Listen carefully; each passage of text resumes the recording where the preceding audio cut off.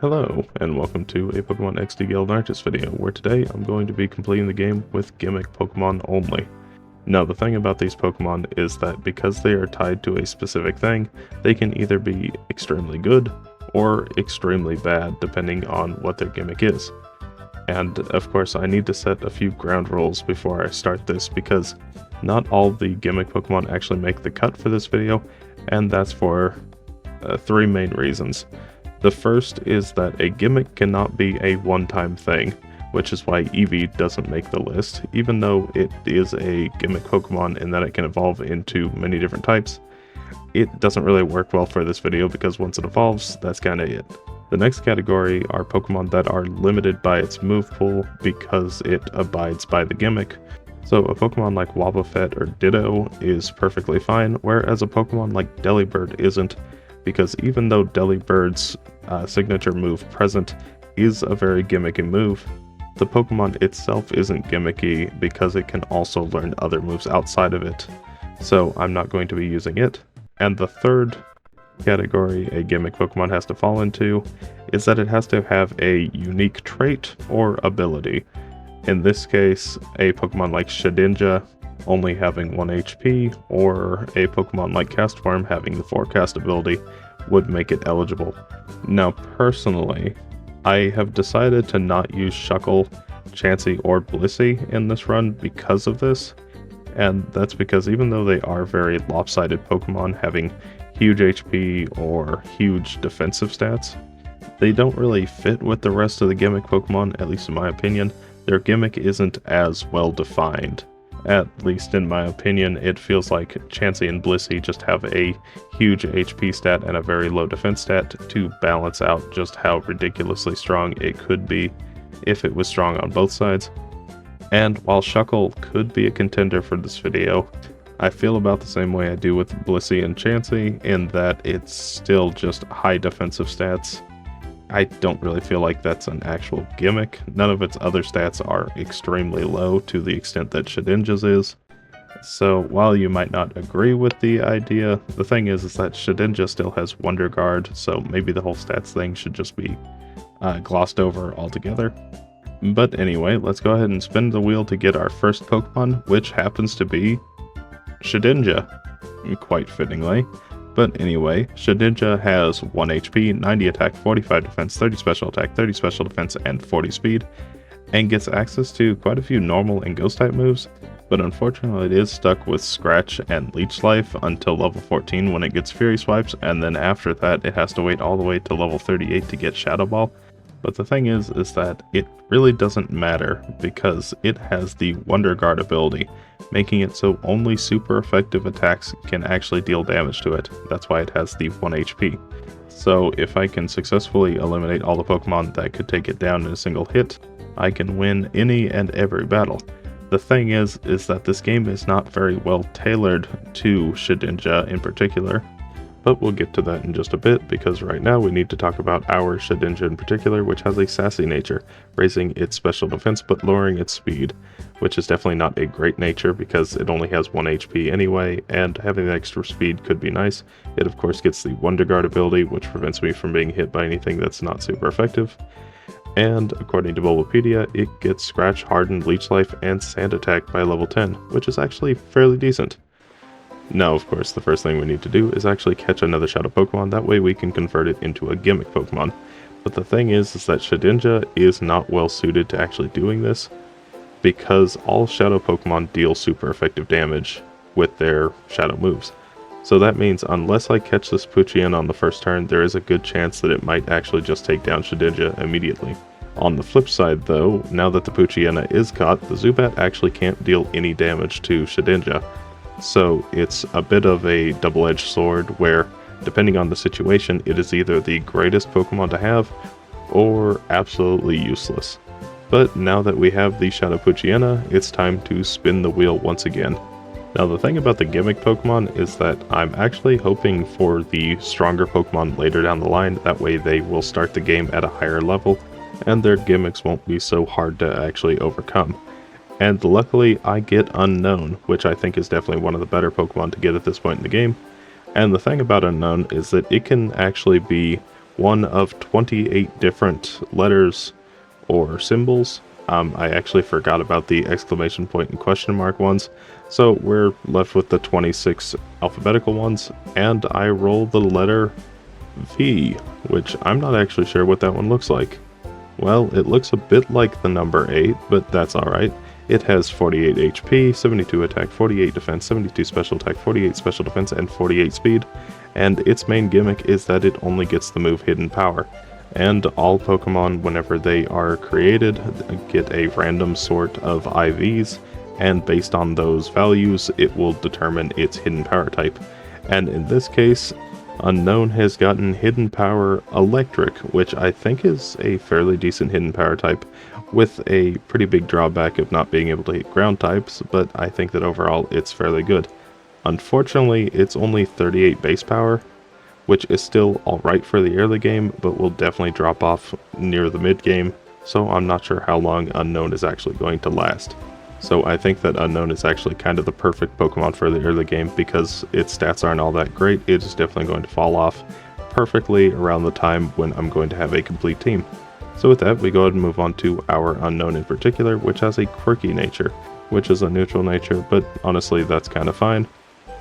It gets the Levitate ability, which prevents it from being hit by ground type attacks, which could be useful for the few Pokemon that use Mud Slap in the early game. And of course, it only gets the move Hidden Power. So with that, we go ahead and move on to catching our next Shadow Pokemon, and this will be the last Pokemon we can actually catch for a decent amount of time, at least until we leave the starting area. So let's see which other Pokemon we get. I'm hoping for something, once again, not all that strong, but strong enough to make it through the early game with ease. And Wynaut is actually a very decent choice, because a lot of Pokemon are stuck to either using physical or special moves this early on.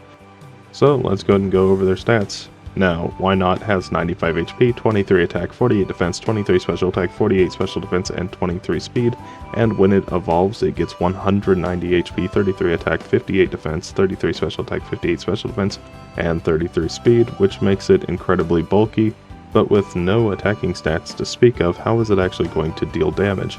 Well, that's where the gimmick of this Pokemon comes in, and that's that it really only uses Counter and Mirror Coat. Counter is a move that reflects all physical damage back to the attacker, doing twice as much as they did to Wobbuffet, and Mirror Coat is the exact same thing, but on the special side. So having that extremely high defense but fairly low defensive stats makes it perfect for taking a large amount of damage, but also dealing an insane amount of damage back, which could be very handy. It also gets the move Destiny Bond, so if Wobbuffet ever faints, it will take the attacker down with it. And the only other notable move to mention is Encore, which could come in handy for trapping opponents into using a single move. Anyway, with that, let's go ahead and move on to our Wynaut in particular, which has a quiet nature, raising its special attack but lowering its speed. And while special attack is not at all useful for Wynaut or Wobbuffet, but the extra speed could have been nice for setting up Destiny Bond on slower opponents, it's the Shadow Tag ability preventing foes from switching, but no one switches in this game so it doesn't matter.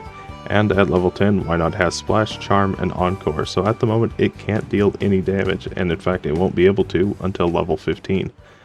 So with that, we go ahead and move on to the battle against the old man, and this battle actually could be quite scary because the Shedinja might be slower than the Abra, but luckily it's able to outspeed and take Abra down with a single Leech Life. Now the Abra was really the only threat to this team because the Shedinja was weak to Fire Punch, but now that it's gone, there's nothing that can really stop us other than the potential Shroomish poison with Effect Spore, but luckily that didn't end up happening and we're able to defeat the old man with no issues.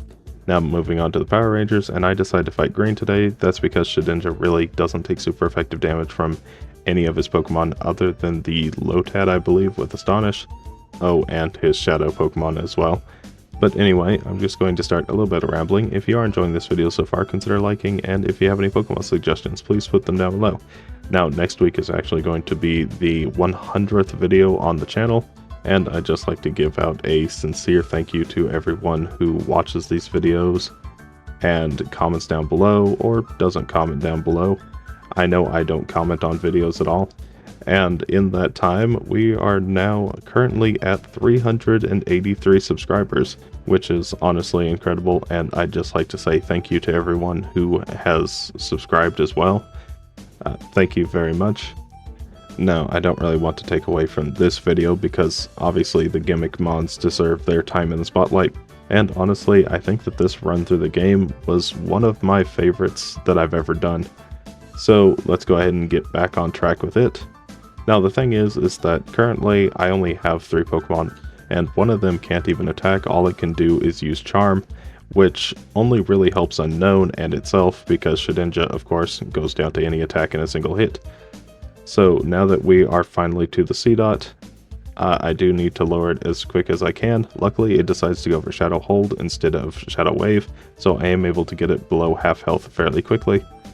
And so I can go for a Ball Throw and a bit of Hidden Power chip damage if it decides to escape. Luckily, it doesn't. And so I now just need to take down this Oddish, which while it does take a while, the Oddish has no way of actually defeating me. So eventually I make it through, and I am finally able to spin the wheel again.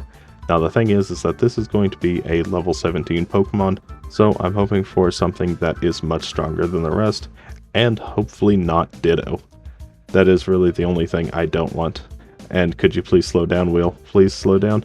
Okay, we get Castform, which I think is the best recipient of this level 17, but before we get to that, we must go over its stats. And it has 70 HP, 70 attack, 70 defense, 70 special attack, 70 special defense, and 70 speed. So it is an all-around average to maybe below average Pokemon. But the thing is that depending on the weather setup, it can either become an ice type in the hail, a water type in rain dance, or a fire type under sunny day, which might not seem that incredible, but the thing that ties it all together is Weather Ball, a 50 base power normal type move that, depending on the weather, will change its type to that weather, either being ice, water, or fire, and at that same time, it also doubles its base power to 100, so it's a 100 base power stab move that changes with the Castform depending on the weather, which is incredibly powerful. Now it does come with the obvious drawback of having to set up the weather conditions, which only last for 5 turns, and on top of that, the TM for Hail is unobtainable in this game, so if I ever replace the move Hail with a different move, I'll never be able to get the Ice type form back. Also, it doesn't get Weather Ball until level 30, so it's stuck with Water Gun, Ember, and Powder Snow up until that point. But at least I do have a diverse TM and tutor move pool, so if I do have to lose a form or type, I will still have possible access to that coverage later on. So with that, let's finally move on to our Castform in particular, which has a relaxed nature, raising its defense but lowering its speed, which is quite unfortunate because I do want Castform to be able to outspeed the things later in the game, but I don't think it's going to be able to do so. It gets the Forecast ability, which changes its form with the weather, and according to Bulbapedia, by level 17, it gets the moves Tackle, Water Gun, Ember, and Powder Snow. So with that, we move into the building and swiftly get to our next Shadow Pokemon, which is a Shadow Spinarak, and of course I'm going to catch that right away, so we can spin the wheel once again. Now at this point we have Smeargle, Slakoth, Ditto, and Kecleon left, which I'm just now realizing I actually spelled Kecleon wrong. Oops. Anyway, we end up getting Slakoth, which could be incredibly powerful, but let's first go over its stats and move pool. It has 60 HP, 60 attack, 60 defense, 35 special attack, 35 special defense, and 30 speed. And when it eventually evolves into Slaking, it will have 150 HP, 160 attack, 100 defense, 95 special attack, 65 special defense, and 100 speed.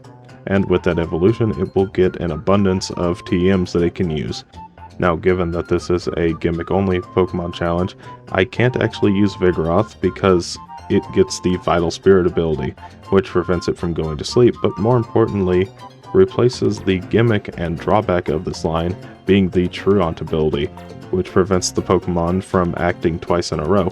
So unfortunately, we are going to have a Slakoth until level 36, when it eventually evolves into Slaking, and at that point, while being undoubtedly very powerful, will of course have such a negative drawback on the party that it might actually not be worth using.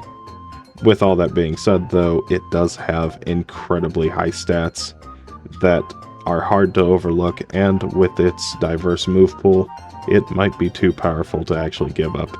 So anyway, let's move on to our Slakoth in particular, which has a hardy nature, another neutral nature, but also, once again, perfectly fine. It has the Truant ability, making it so it can only attack every other turn, and according to Bulbapedia, it gets Scratch, Yawn, Encore, and Slakoth by level 14. So with that, we move right along. We run into a Numble, which luckily I froze, and so I'm able to catch it with ease. And so we're down to our last 3 Pokemon, Kecleon, Smeargle, and Ditto. And unfortunately, Ditto is still the one Pokemon I don't want to see. So if I could just get something else, and in this case it's Kecleon, luckily. And I think that Kecleon might actually be pretty good. So let's go ahead and move on to its stats. It has 60 HP, 90 attack, 70 defense, 60 special attack, 120 special defense, and 40 speed. And it gets access to a ton of useful types, including Dark, Normal, Ghost, Ice, Electric, Fire, Fighting, and most importantly, Rock, because Rock is the best offensive type in the game, at least in my opinion. And while its stats aren't the greatest, having 90 attack is still fairly decent, and also 120 special defense will make it incredibly bulky against those strong special attackers, especially later in the game. Now moving on to its gimmick, it has the ability Color Change, which makes it so that whenever it's hit by an attack, it is going to become that type. So while its defensive profile is going to be quite volatile because it is going to be constantly changing types depending on the Pokemon attacking it, it will have instances of being a perfect counter to Pokemon that would normally be very hard to actually defeat. Oh, and one other thing to note about Color Change is it does not react to Shadow moves, so unfortunately it will never become a Shadow Pokemon. Anyway, our Kecleon has a lonely nature, raising its attack but lowering its defense, which while the attack boost is going to be quite nice, losing its already low defense might actually make it quite frail. And it gets the Color Change ability, which causes it to change the type depending on what move it gets hit by, and according to Bulbapedia, by level 14 it gets Scratch, Astonish, Feint Attack, and Tail Whip. So with that, let's go ahead and move on to our next Shadow Pokemon catch, which is Shroomish. Now, there was an opportunity to get another Shadow Pokemon before this, but I accidentally one-shot it and forgot to save prior to it. So unfortunately, we will be down 1 Pokemon until after we beat the first boss. But for now, our last Pokemon is Smeargle, which I think is definitely the better of the 2 choices. So let's go ahead and move on to Smeargle's stats. It has 55 HP, 20 attack, 35 defense, 20 special attack, 45 special defense, and 75 speed, and gets only 1 move every 10 levels, which is Sketch, a move that can copy any other move in the game except for Shadow moves. So I can craft it to be whatever Pokemon I want it to be. However, with its very low attacking stats, it's not going to be that much of an attacker and will probably become more of a support Pokemon. So I'm sure by the end of the game, it is going to be a real powerhouse that, despite not doing that much damage, is definitely going to be a team player all around. So it's a definite keep on the team. So with that, let's go ahead and move on to our Smeargle in particular, which has a serious nature, which is a neutral nature, but honestly, once again, I'd say that's kind of fine. It gets access to the Own Tempo ability, which prevents confusion, which will definitely come in handy throughout the game. And of course, it only has Sketch by level 15, but it has 2 of them, so hopefully I can make the most of them and not mess up. So without further ado, let's finally get into the first boss of the game, which is Lavrina. She leads with a Love Disc and a Beautifly. On the first turn, I set up Hail, that way I can get Castform to be an Ice type, and then of course Hidden Power is Electric type, doing decent damage to Beautifly. Now that the Snow is set up, I go for Powder Snow, and while it's not doing a great amount of damage, it at least has a 10% chance to freeze, and on top of that, the chip damage from the Hail is going to be dealing extra damage on top of it. A second Powder Snow takes down the Beautifly and takes the Love Disc down to half health, and another Hidden Power nearly takes down the Love Disc, bringing it down to low red health. And at this point, I'm fairly certain Powder Snow will take down the Love Disc, so I go for another Hidden Power Electric to start dealing damage to the incoming Shadow Delcatty, her strongest Pokemon. And while Hidden Power isn't doing that much, any extra chip damage on Delcatty is going to be very useful. Unfortunately, it does decide to take down Castform instead of Unown, so I send out my Kecleon, and I'm going to use Scratch and Hidden Power into the Delcatty. Now it decides to take down the Unown, so I swap into Slakoth. Luckily, the Roselia is frozen solid, so I don't need to worry about it for a while. Go for another Scratch, taking it down to low yellow, and another Scratch nearly takes it down. And it decides not to take down the Kecleon this turn. Another Scratch finishes it off, and then all that's left is the Roselia. And at level 17, Kecleon gets Psybeam, which I decide to teach. And honestly, it couldn't come at a more perfect moment, because now I can use Psybeam into the Poison-type Roselia to take it down in a single turn. So we actually beat Laverina on the first attempt, and we get to move on to the obligatory Mirror Bee. How are you doing, Mirror Bee? Are you excited for next week's episode? I don't know if that was a yes or no, but at level 15, Wynaut finally gets Mirror Coat and Counter, which I'm going to teach right away. And Counter immediately filled in the last slot, and I go for Mirror Coat over Splash. And then I also get Safeguard. I decide not to learn that, and then I do learn Destiny Bond. And it's a choice between either losing Charm or Encore, but I think Charm is definitely not nearly as good as Encore is. And then Mirror Bee decides to send out Shadow Voltorb, which I'm going to catch to get our final Gimmick Pokemon. And after a successful catch, I actually end up losing the battle, so I have to do it all over again, but that's alright. And of course at level 15, Wynaut evolves into Wobbuffet. Now I spin the wheel one last time to finish our lineup of Gimmick Pokemon, and we get Ditto. Now the thing about Ditto is that it's very hit or miss depending on the Pokemon it's facing and the Pokemon I have available to myself. But let's first go over its stats. It has 48 HP, 48 attack, 48 defense, 48 special attack, 48 special defense, and 48 speed. So unfortunately it is not really great at anything. However, it gets the move Transform, which copies a Pokemon's abilities, stat changes, and most importantly, their stats other than HP. So that's what really makes Ditto hard to use, is the fact that it needs to be fighting opponents that are stronger than itself, or have teammates that are extremely strong. That way it can make the most out of Transform. However, there are two big problems with that. The first is that because it has a very low speed stat, it isn't going to get the jump on Pokemon that you would want to copy before they can attack first.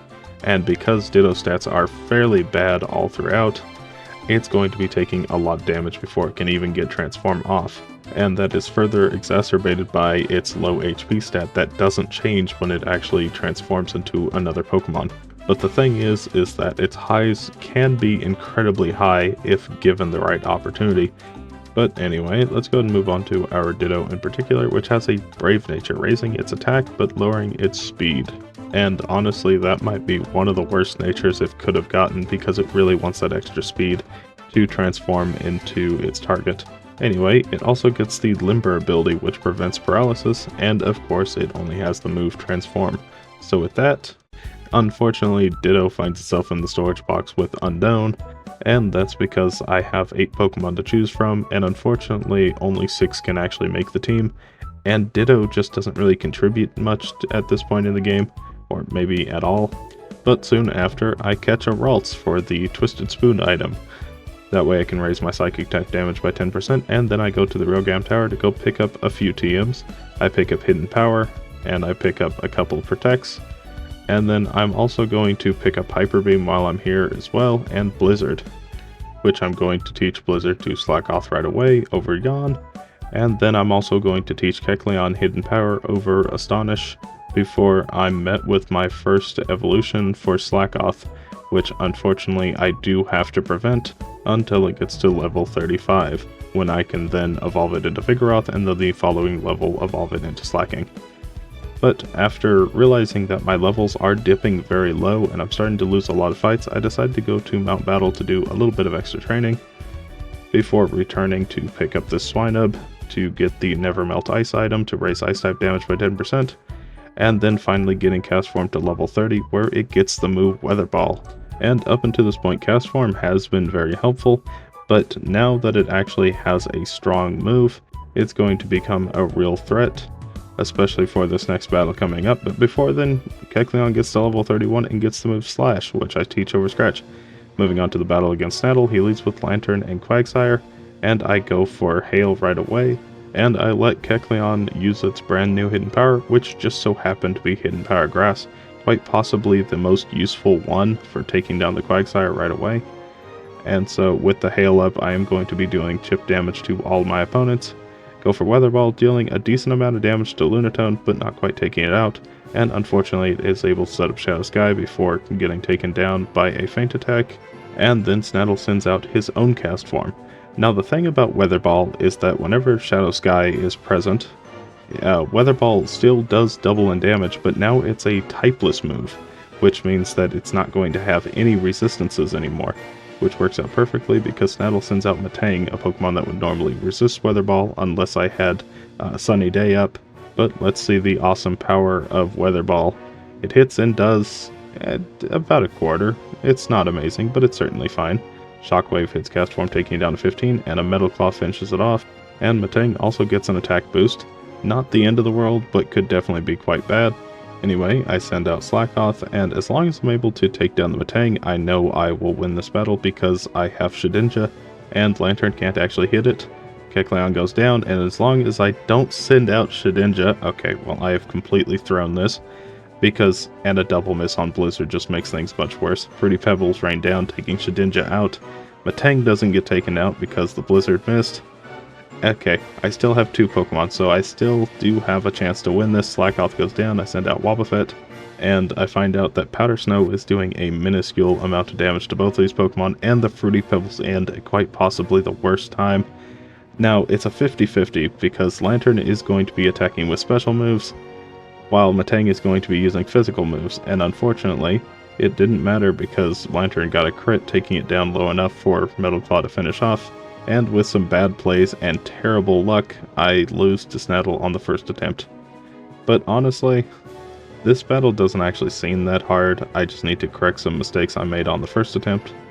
Now, I didn't actually set up Hail on the first turn, and that's because I know that the Lunatone actually survives a hit from both Castform and Kecleon. However, the thing I did consider is the fact that because Hail isn't up, I'm not dealing neutral damage anymore, I'm dealing not very effective damage, which puts it in a slightly better position, but because it's always going to set up Shadow Sky, I can just take it down this next turn because it returns to a neutral damage type. Fruity Pebbles rain down, and I actually deal a decent amount of damage to Castform, so I decided to set up Sunny Day this time.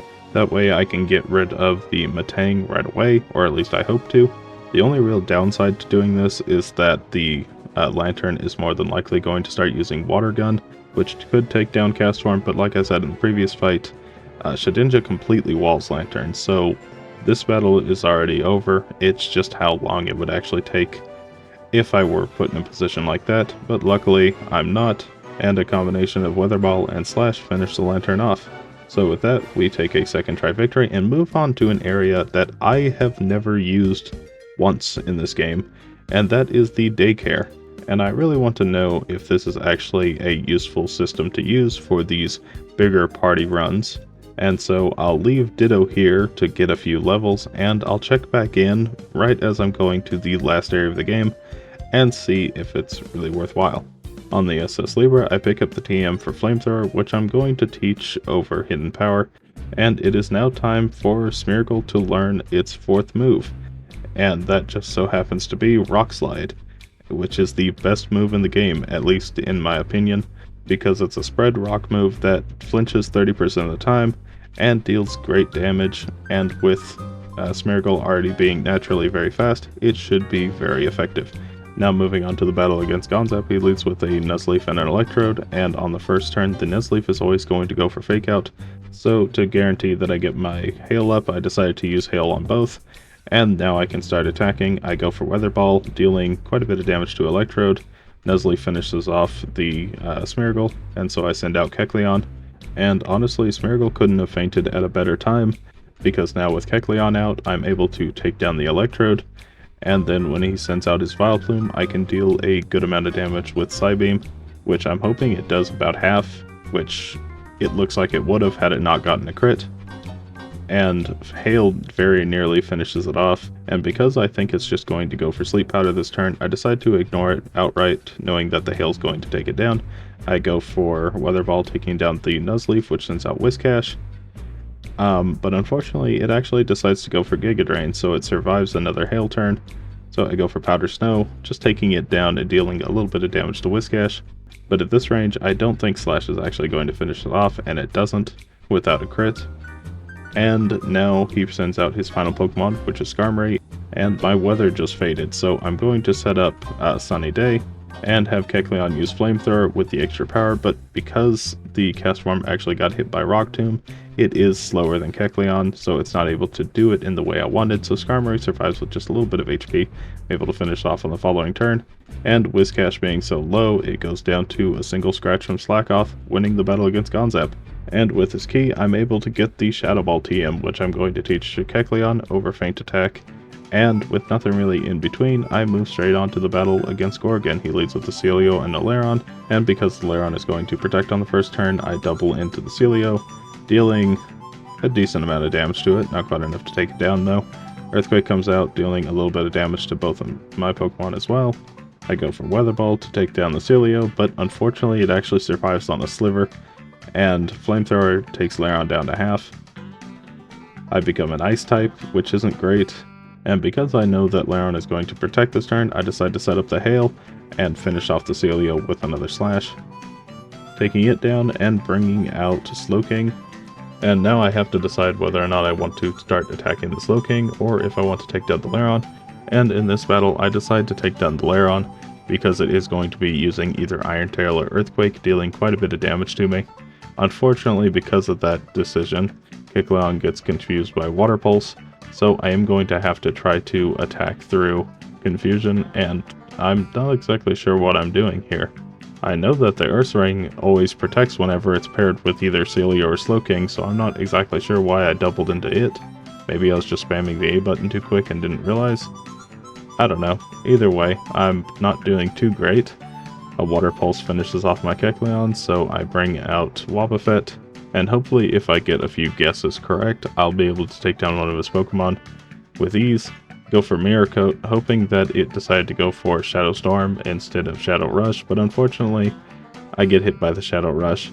Then out comes his final Pokemon, which is a Shadow Hypno, and of course the Mirror Coat fails, and the weather is gone. So this isn't a great position. I decide to try for another Hail before a Shadow Storm hits, taking Castform down to 17 and finishing off Wobbuffet. And so I decide to send in Smeargle. Maybe I can get a flinch with Rock Slide, but unfortunately I get taken down to half health right away by Slaking. I go for Rock Slide, and an unfortunate miss on Hypno means that it's going to be able to use Shadow Storm this turn. And it gets a crit taking Castform down, though it definitely didn't need it, and Smeargle goes down just the same. I send out both Shedinja and Slakoth, and unfortunately Slakoth is the one who gets hit by Water Pulse, taking it down extremely low. Shedinja goes down to my own Hail, and all that's left is Slakoth, who goes down to Shadow Storm. So now that it's at level 35, I decide to let it evolve into Vigoroth. Unfortunately, what this means is I do need to waste a little bit of time leveling it up before I can actually attempt Gorgon again, but it's definitely going to be worth it because Slaking is incredibly powerful. Unfortunately, it does still have the Truant ability, so it's not going to be nearly as efficient as it could be, but it is still a worthwhile endeavor. So I decide to teach Hyper Beam right away, and also Earthquake, which should make short work of Gorgon's team. I lead with Slaking and Kecleon, go for Hyper Beam on the first turn, which should take down the Celio in a single hit, and it does. Then out comes the Slaking, which with Shadow Ball should take it down fairly low. Not quite a one-shot, but it does do quite a bit of damage. Another Shadow Ball finishes it off, and then out comes the Ursaring, but not before I get bombarded by the move Substitute, which I really don't want to learn. But my menuing is very bad. Lairon hits an Iron Tail, doing half to Kecleon, and I go for Earthquake and swap into Shedinja because it is completely immune to it. And Earthquake, of course, takes down the Lairon in a single hit and does quite a bit of damage to Ursaring as well. He sends out his Shadow Primeape once again, and Ursaring decides to go for Brick Break into Shedinja. I decide to call this turn to raise the accuracy of Blizzard if I end up using it, which I probably won't. I send Kecleon back out, and I use Hyper Beam against the Primeape to take it down in a single hit, hopefully, and I decide to go for Flamethrower into the Ursaring. That's because it has a lower special defense stat, but also Kecleon really isn't that much of a special attacker. Luckily it doesn't matter because it actually does go down, and then all that's left is Hypno, which hits a Shadow Storm, not really doing that much to both of my Pokemon. The Shadow Ball takes it down to low yellow, and Hyper Beam finishes it off. So I beat Gorgon pretty easily, and before I move on to the last area of the game, I return to the daycare to see that my Ditto grew 7 levels. So it's now level 26, and it cost me $800 to get it back. So maybe the daycare isn't worth it, but it was worth a shot. Anyway, with that, Ditto is added to the team, and we move on to the final area of the game. And Ditto, of course, replaces Shedinja because Shedinja is very bad against all the random types being thrown at it, and Ditto is going to need all the experience it can get before the final fight.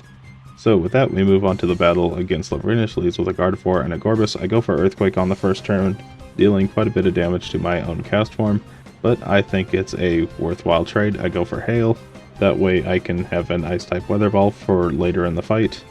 Now, unfortunately, I am the opposite gender to Gorbis, so I am attracted now, and Roselia is able to set up Leech Seed, and Slaking is also the opposite gender, so they find themselves in a bit of an unfortunate circumstance. But so long as one of them is able to attack, which Slaking hits Blizzard, dealing quite a bit of damage to Roselia and nearly taking down the Gorbis. Unfortunately, the Castform isn't so lucky, but Hail does finish the job, getting rid of Attract on both. And now I can start dealing damage to the Pokemon that really matter, Farfetch'd, which, because it's able to confuse, I want to get rid of immediately. And then out comes her final Pokemon, which is a Shadow Altaria, and Weather Ball will definitely take it down in a single hit, but Roselia gets a lucky crit taking Castform down. And now I swap over to Smeargle. Now the thing is I'm still not really in danger. Slaking still has Blizzard, which as long as it decides to hit, does deal quite a bit of damage to both. And Smeargle can go for Rock Slide, which always has that chance to flinch, but unfortunately Smeargle is starting to fall behind in levels, which also means that it's starting to fall behind in speed, which really takes away one of the major benefits of Rock Slide. Anyway, Slaking goes down, and so I send out Wobbuffet, and now I have to just guess whether or not I'm going to get hit by a physical or special move. And Roselia actually gets frozen by a very weak Powder Snow, which is very nice. I send out Kecleon, unfortunately it thaws very quickly. I go for Destiny Bond, maybe one of them decides to attack Wobbuffet.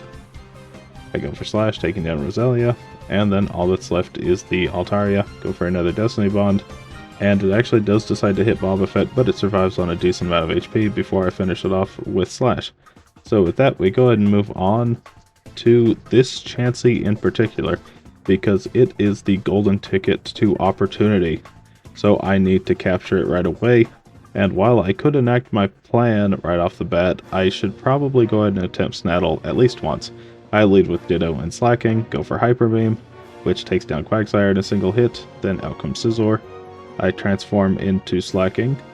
Psychic hits, dealing a decent amount of damage. I raise my accuracy with Ditto, and here's the problem with turning into a Truant Pokemon, is that it actually follows the turn order that the original Pokemon was on. So that means that I can't have a Slaking that's attacking while the other one's loafing around, but it still is quite effective nonetheless. Hyper Beam does quite a bit to the Solrock, and right now they're not able to break through my defense. However, with both of us loafing around, they are eventually going to start making some progress, especially now that the Fruity Pebbles are falling, dealing enough damage to negate our leftovers. Solrock hits a Shadow Rave, taking Ditto down, and so I decide to swap into Smeargle, and I end up missing Hyper Beam because I've been neglecting to call, and unfortunately Scizor actually takes down Smeargle with a single Silver Wind. So now I decide to send in Castform, and I'm going to set up Sunny Day, that way I can deal with the Scizor right in front of me. Slaking goes down, so I send out Wobbuffet, set up that Sunny Day, and Silver Wind hits Wobbuffet, taking it down in a single hit. I send out Kecleon, my final Pokemon, and go for Weather Ball, and realize I forgot to fill up PP. So unfortunately, Shadow Sky is put up once again, and I'm not even able to get off a Weather Ball. Now, even though Scizor did just get an Omni Boost, because I can use Flamethrower, I can take it down in a single hit, bringing out his Castform. And the thing is that because I don't actually have a good attacking move on Castform at the moment, I'm just going to try to stall the Solrock from dealing too much damage. So I set up Hail to make it have to set up Shadow Sky once again. But Kecleon took way more damage than I expected, so it goes down to Hail, and all that's left is the Castform, which can definitely not take down both Starmie and itself, so it goes down. But now that we're back on the mainland, I decide to purify this Chansey. And the reason for that is because it gets the move Skill Swap, which swaps the ability of two Pokemon, which means I can finally get rid of the Truant ability on Slaking, and in turn have a Ditto that can then turn into a non-Truanted Slaking, which is going to be very strong. The problem is that it does take a little bit of finagling to actually pull it off, because Smeargle does need to be able to at least survive a single hit in order to use Skill Swap to swap the abilities. And at that point, Smeargle now has the Truant ability, which means that it's not going to be able to attack on the following turn, which I hadn't yet realized, and was kind of surprised that I wasn't able to attack this turn. Now, strangely enough, unfortunately, Smeargle actually survives on a little bit of HP, so I decided to go for Earthquake, which takes down Matang and deals a decent amount of damage to the Scizor, as well as taking down my partner Smeargle. I decided to send out the Kecleon, and that's because it matches up well into both the Scizor and the Solrock, having both Flamethrower and Shadow Ball to take down both. I go for Shadow Ball into the Solrock and Hyper Beam to guarantee take it down on the first turn, but unfortunately Kecleon gets taken down by Aerial Ace, so it is able to survive. I bring out the Castform and I go for Hail. This time I actually do have Weather Ball PP, so I will be able to actually attack. Steel Wing unfortunately takes down Castform in a single hit, so in a panic I decide to send out Ditto. And this is when I realized that Ditto also copies the ability of a Pokemon that's already been hit by Skill Swap. Because I didn't actually do any testing prior, this is my testing. So I'm able to get the Ditto out, use Transform, and become the other Slaking. And when I see I'm able to actually attack this turn, I realize just how strong this pairing is when paired with Skill Swap. So with that, I can now use Slakoth to heal up to full health basically, and this should be a breeze taking them all down. Now unfortunately I don't have perfect accuracy on Hyper Beam, so I do miss the first one, but that shouldn't really matter. I can just use Slakoth if I ever get low. Go for the second one, which does take it down in a single hit, and then out comes his final Pokemon, which is a Shadow Starmie. Silver Wind takes my Ditto down because of course it doesn't have the higher health. Hail stops, and I go for Hyper Beam into the Starmie, and then I go for Destiny Bond, hoping that Wobbuffet doesn't get taken down immediately like it does, which is just very unfortunate. I decided not to learn Flail. Silver Wind really isn't doing that much damage, but as long as it doesn't get Omni Boost, I should be fine. But it ends up running out of Silver Wind PP, so I'm able to finish it off pretty easily and beat Snaddle. So now moving on to Ardos, he leads with a Shadow Swallow and Alakazam, and I go for Hyper Beam on the first turn to take down the Swallow, which it's able to outspeed and set up Shadow Sky, and Psychic takes down Smeargle in a single hit, which is incredibly unfortunate. I decide to swap in Castform, but without the skill swap on Slaking, it's going to be much worse. But Hyper Beam does take down Swallow, which brings out the Kingdra, and Fruity Pebbles rain down. I decide to go for Sunny Day, and that's because the following Pokemon after one of these goes down is weak to it, and I really want to get rid of it as soon as possible. But I do leave myself open to Kingdra using Hydro Pump and taking me down immediately. Alakazam hits a Psychic, dealing quite a bit of damage to Slaking, before a Hyper Beam with a crit takes down Kingdra. I'm not sure if the crit was necessary. And Weather Ball takes down Heracross. Couldn't have gone any smoother. Then out comes Electabuzz. Unfortunately, I am going to be loafing around this turn, so Shadow Break finishes off Castform. I decide to send in Ditto, hoping to transform before the Slaking goes down, but I can't. I send out Kecleon, and I'm in a bit of an awkward spot where I want to turn into Alakazam because it's stronger than Kecleon, but Ditto might actually be slower than Kecleon. As it turns out, it isn't, so it didn't actually matter. But I had to keep the Alakazam alive for me to actually turn into it, which meant that I had to attack the Electabuzz there, and unfortunately the hole I'm digging is just getting deeper and deeper. Wobbuffet goes down, Psychic nearly takes Kecleon down to half health. A crit does take down Electabuzz. Out comes his final Pokemon, which is a Shadow Snorlax. The Fruity Pebbles fade, but there's nothing I can really do left, except for maybe avoid a couple of Shadow Ends. The first one misses, go for a slash, that is dealing almost nothing, and Kecleon goes down. So I need to make a few adjustments. The first thing I'm going to do is teach Ice Beam over Blizzard, and that's because if I'm able to get rid of Truant, I'd rather have a reliable ice move. And then I decide to teach Protect over Psybeam to Kecleon before going back into the battle again, this time leading with Slaking and Kecleon. And that's because I know that the Alakazam can't immediately take down the Kecleon. However, because Swallow went for Shadow Half right away, there is a little bit of luck in whether or not Alakazam decides to target Kecleon or Slaking. If it takes down Kecleon right away, that's much worse. But the thing is it's also kind of an awkward switch, which allows Smeargle to possibly be taken down. And so I go for Hyper Beam to take down the Swallow, and I use Skill Swap, but unfortunately Smeargle does go down in this attempt. So I swap back into Kecleon, Hyper Beam takes down the Swallow, and then out comes Heracross. And as long as the Kecleon is able to hit a Flamethrower, Heracross will go down in a single hit. Unfortunately, Double Edge finishes it off. So I swap over to Ditto in a moment of desperation, hoping to turn into Slaking, but Ditto goes down in a single hit as well. I send out Castform and go for Hyper Beam to take down the Heracross, and I set up Sunny Day. Now, unfortunately, I am risking being hit by Hydro Pump now, but it is only 80% accurate, so I do get a lucky miss on the first one. I then go for Weather Ball into the Electabuzz, hoping to take it down in a single turn. Hydro Pump hits, dealing half to Castform, and Weather Ball does quite a bit to Electabuzz, but it's not a one-shot. I go for Hyper Beam into Kingdra, and Electabuzz goes for Shadow Half, which is quite possibly the best thing it could have done because it allows both of my Pokemon to survive. Hyper Beam finishes off Kingdra, and then out comes the Snorlax once again. Go for Weather Ball to take down Electabuzz, and now all that's left is that Snorlax. So I go for Weather Ball, which does pitiful damage. Shadow Wind takes down Castform, and so I send out my final Pokemon, Wobbuffet, which with Destiny Bond might just be the best way to end this battle. But Hyper Beam actually takes it down from half health anyway. So with that, we beat Ardos and we move on to Gorgon. He leads with a Slaking and an Ursaring, and I actually messed up here. I meant to swap over to Smeargle before the battle started, so I'm having to do it now on the fly, which is very unfortunate. Slaking does go down right away. Go for Skill Swap into the Slaking, and Ursaring goes for Brick Break, taking down Smeargle right away, which is perfect. And I decided to play it safe and swap into Wobbuffet, that way it could take an attack that Ditto also probably couldn't. And now that I have a free opening, it's time to turn into Slaking and start my rampage.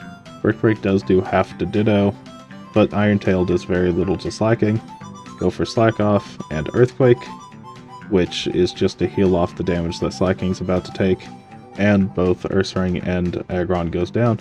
Now the thing is because they are in a constant speed tie, I know exactly which one's going to be acting right after the other, so I can just keep firing off the machine that is Earthquake. Unless I get a crit and take down Ditto, which is just very unfortunate. Though I do think that the team can still take down the rest of Gorgon's Pokemon with relative ease. I go for Hyper Beam into the Poliwrath just to guarantee that it goes down. And then out comes his final Pokemon, which is a Shadow Mr. Mime. Walrein hits an Ice Beam, not dealing that much damage to Slaking. Slash isn't quite enough to finish off Walrein, but at this point, it might just faint to Shadow Sky anyway. Mr. Mime hits a Shadow Storm, taking down Slaking, but not taking down my Kecleon. I send out Castform, and Walrein's Double Edge doesn't take down Kecleon. Walrein goes down, and Shadow Ball hits Mr. Mime, nearly taking it out. And fortunately, Kecleon actually survives on a bit of HP, so Mr. Mime isn't dealing the full damage with Shadow Storm, meaning that Castform actually survives and finishes it off. With Gorgon defeated, I now learn my final sketch. before I get the most powerful status move in the game, which is Spore, a 100% sleep move, which is incredibly busted. So I go into the battle against Ardos, and he leads with a Shadow Manectric and a Ninjask. Now the only problem with Smeargle at the moment and Spore is the fact that I want to use Skill Swap on the Slaking right away, but because I am copying the Truant ability, I'm not going to be able to act on the following turn. It's going to take the turn after that before I can use Spore. So if I'm going to effectively use Spore, I need to send in Smeargle strategically. But battle planning aside, the Manectric goes down, and then out comes the Shadow Salamence, which with Ice Beam, it should go down in a single hit. And so Silverwind finishes off Smeargle, so I send out Wobbuffet, and that's just in case Salamence decides to attack it as well. So Wobbuffet goes down, I send out Ditto, and now the sweep can commence. The Salamence goes down, out comes Flygon, and after a quick round of Fruity Pebbles, I can turn into the Slaking and use Ice Beam to take down Flygon. Ditto does take quite a bit of damage though from Silverwind before it's able to do so, so it might not actually make it all the way to the end. Fruity Pebbles once again, and now I go for Ice Beam into the Marowak and Slakoth to heal up. Silverwind still doing quite a bit of damage despite my incredible bulk, and Marowak actually survives an Ice Beam, which is a bit surprising. I decided to go for Ice Beam with the one that's going to attack first, and then when Lapras comes out, it's going to eat a giant Hyper Beam, dealing half its health. And knowing that, I decide to go for another Hyper Beam to finish it off. And all that's left is the pesky Ninjask, which with an Ice Beam should go down. Whenever it's not protecting, that is. Aerial Ace does almost nothing, and Ice Beam finishes it off, beating Eldis on the first attempt. Now moving on to the big box legendary Shadowlugia, and honestly this might actually be a bit of a difficult fight. I decided to bring in Kecleon, but it doesn't even survive a single Shadow Blast. So I send out Wobbuffet, go for Hyper Beam, which gets a crit and takes down Lugia in a single hit. Okay, well that was a bit anticlimactic, but we move on to the final battle against Greevil. He leads with a Shadow Rhydon and Moltres, and because I know two of his Pokemon are weak to fire, I'm going to set up Sunny Day, and Hyper Beam just misses the one-shot on Moltres.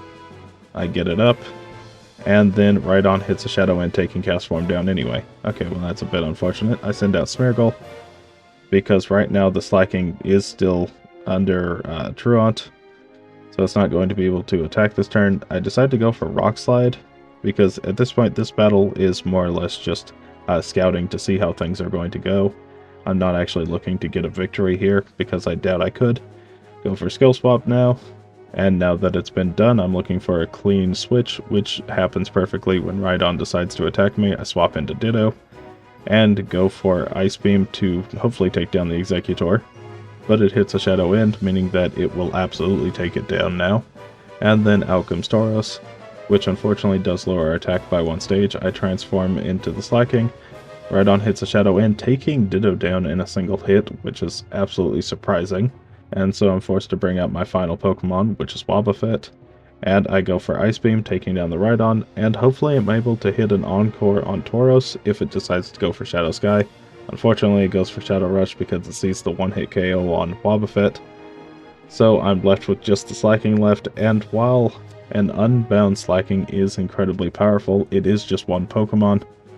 And with it being a much lower level than what I'd usually come in here with, it goes down fairly quickly.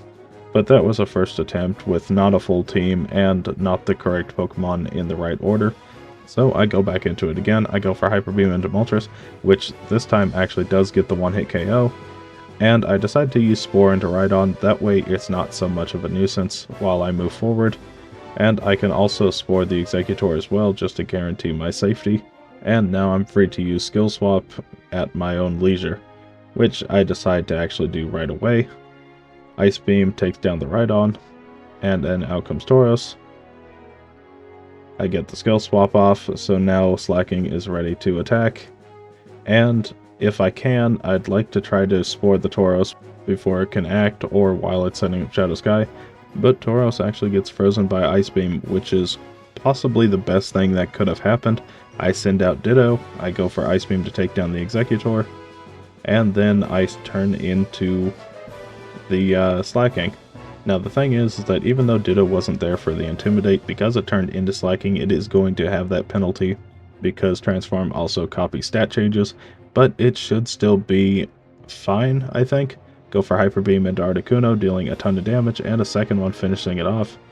I am going to recharge this next turn, but Zapdos can only attack one target at a time, and even if Tauros unfreezes, it is going to be setting up Shadow Sky and then Shadow Hold. So Tauros is very unthreatening right now. I double into it with Ice Beam, nearly taking Zapdos down. Ditto goes down, but at this point it doesn't really matter. I decide to swap in Wobbuffet just to have a little bit of fun. In case the Tauros decides to get up, it will probably attack the Wobbuffet, and it does, but it actually survives on 7 HP, so not quite the comedic ending I wanted. But with a one last Hyper Beam, we defeat Greevil, and we beat the game. So how well did these Gimmick Pokemon do?